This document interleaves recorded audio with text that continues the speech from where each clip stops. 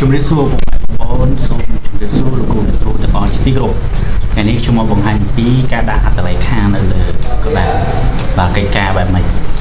នៅទីហើយខ្ញុំលោកគ្រូលេខគ្រូឬខ្ញុំមានឈ្មោះបាទតារាងឈ្មោះរបស់សិស្សថ្នាក់មួយបែបនេះជាងយើងចង់ដាក់ហត្ថលេខារបស់អ្នកគ្រូបន្ទុកថ្នាក់របស់គាត់នឹងក្នុងវីដេអូមួយខ្ញុំបានបង្ហាញពីការកាត់ហត្ថលេខានៅក្នុងកម្មវិធី Photoshop ហើយយើងយកមកដាក់នៅក្នុងឯកសារផ្សេងៗกระดาษផ្សេងៗយ៉ាងទៅដែលយើងធ្វើការប្រើប្រាស់ហត្ថលេខាជាវិញនេះគឺខ្ញុំមកប្រាប់ពីរបៀបក្នុងការដាក់ហត្ថលេខានៅក្នុងกระดาษតតែម្ដងអញ្ចឹងក្នុងការយកហត្ថលេខាមកដាក់ក្នុងណាទីមួយយើងត្រូវមានហត្ថលេខាដែលលោកគ្រូអ្នកគ្រូគាត់សញ្ញេនៅกระดาษបាទกระดาษរាមពណ៌សយកមក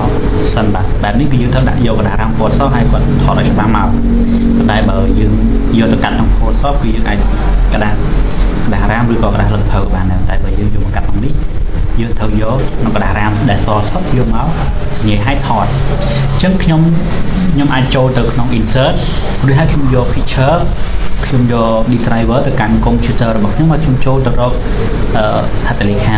បាទហើយមានហត្ថលេខាមួយអញ្ចឹងហត្ថលេខាយើងចូលបើយើងទុកកន្លែងណាយើងចូលកន្លែងអញ្ចឹងខ្ញុំទុកលើ desktop ខ្ញុំចូល desktop ខ្ញុំចូល insert អញ្ចឹងខ្ញុំបានកណ្ដាស់ហត្ថលេខាបែបនេះមួយអញ្ចឹងមុននេះយើងត្រូវតែមើលវាសិនយើងអូទៅអត់កើតទេអញ្ចឹងខ្ញុំដើម្បីឲ្យនេះស្រួលពង្រីករួមនេះគឺខ្ញុំចូលទៅ verb text បាទ verb text គឺខ្ញុំយកពាក្យ infont object គឺមានតែយើងបង្រួមឬក៏យើងអូសទៅណាទៅបានវាអត់លោតសយ៉ាងណាទេអញ្ចឹងខ្ញុំដំបូងគឺខ្ញុំមុននឹងខ្ញុំកាត់ background វាគឺវាជាប់ background ណាយើងត្រូវកាត់ background អញ្ចឹងកាត់ background គឺខ្ញុំចូលទៅ crop វាឲ្យយកធ្វើហត្ថលេខាអញ្ចឹងដើម្បី crop វាបានគឺយើងចូលមកពី crop ខាងលើនេះបាទចូលមក crop មកនេះខ្ញុំឲ្យយើង crop យើង crop វាមកយកលំមយើងចង់បានបាទប៉ុណ្ណឹងអូខេយើងជិត crop វាវិញគឺបានបែបនេះអញ្ចឹងហត្ថលេខាគឺបាទបែបនេះបាទចង់ដាក់ប្រចាំអញ្ចឹងថាយើងដាក់អូប៉ុណ្ណឹងទំហំអញ្ចឹងដើម្បីកាត់វាបានដែលយើងចូលទៅបន្ថែមថយពលឺច្បាស់តិចគឺយើងមាន word contrast បាទនេះណា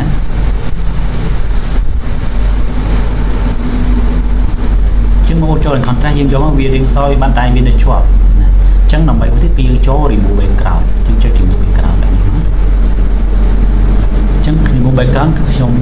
បាទ select កន្លែងសនេះទៀតមក select ដកមកទៅខ្ញុំព្រីវីទៀត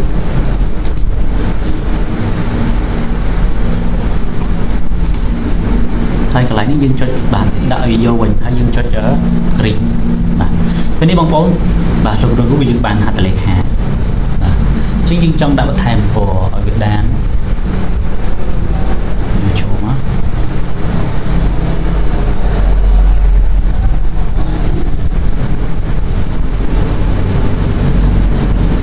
ចង់ដាក់ពណ៌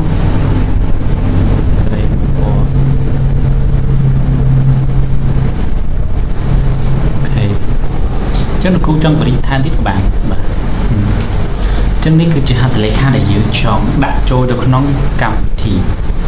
មួយទៀតបាទខ្ញុំចង់ដាក់នៅក្នុង PowerPoint បែបនេះចង់សញ្ញាបត្របាទអញ្ចឹងដូចគ្នាមួយទៀតយើងមិនបាច់ចូល insert បានគឺយើងចូលទៅ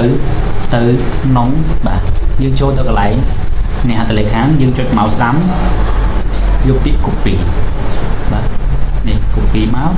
បន្ទាប់ហើយយើងចូលទៅលើ PowerPoint យើងអាចចុច paste នេះក៏បានឬក៏យើងចុច mouse ស្ដាំក៏បានណាpaste មកគឺវាចូលបែបនេះអញ្ចឹងដូចគ្នាបាទ crop កន្លែងហ្នឹងដូចគ្នាយើងចុច crop មកធ្វើដូច Word ដូចគ្នាដែរបាទហើយខ្ញុំបង្វិលវាទៅដែរទៅហើយខ្ញុំចូលមាន contrast ដូចគ្នាហើយខ្ញុំ remove នៅក្រោយដូចគ្នាដែរ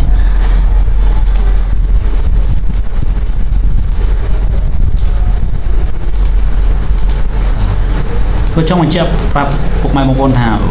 លោកគ្រូថាការដាក់ហត្ថលេខានៅกระดาษនេះវាអត់សូវស្អាតដូចយើង design ក្នុង Photoshop ទេកាត់ក្នុង Photoshop យើងមិនដាក់ទេតែបើយើងជំនួសមកពេលបាទដល់លោកគ្រូអត់ចេះ Photoshop យើងអាចធ្វើបែបហ្នឹងបានអ